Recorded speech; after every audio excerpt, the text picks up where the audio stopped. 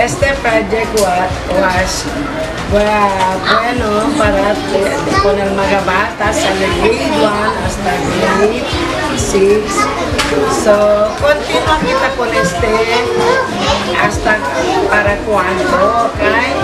Mga bata necesita que sila todo el día, no? 3 veces al día necesita sila mag-brush.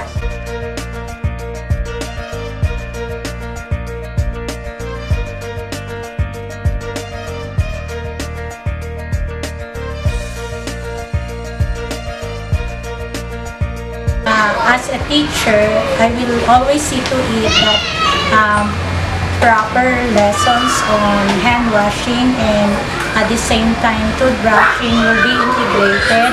Programa Wash Area na eskwela, ben grande ayuda kayo kasi, especialmente kung mga bata. Yakita develop sila di nila hygiene. So akita aprende mga bata si pila gente ila pagano. So este ben grande katamite ayuda kay si nakasa may man sila man develop nila habit the good hygiene na tinaskwela to pwede ka to sinalize na kanila.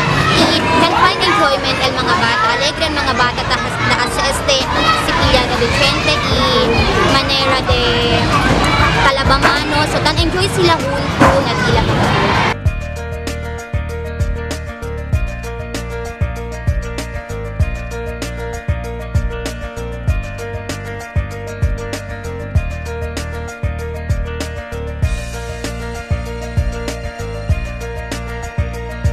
On behalf of the principal, our school principal, Mrs. Lapida Villanueva, I would like to say thank you to our partners, that the local government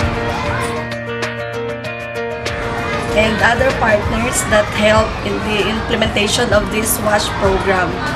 So, in our school, we are very thankful because as of the moment, pupils are already practicing the toothbrushing and proper hand washing.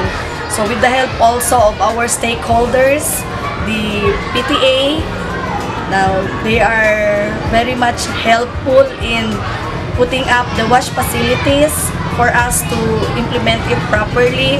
And I can see that siguro mga 5 years from now, maayos pa rin ang project na to kasi we will see to it na may continuity on the part of the teachers. Willing naman sila, and with the materials provided for us,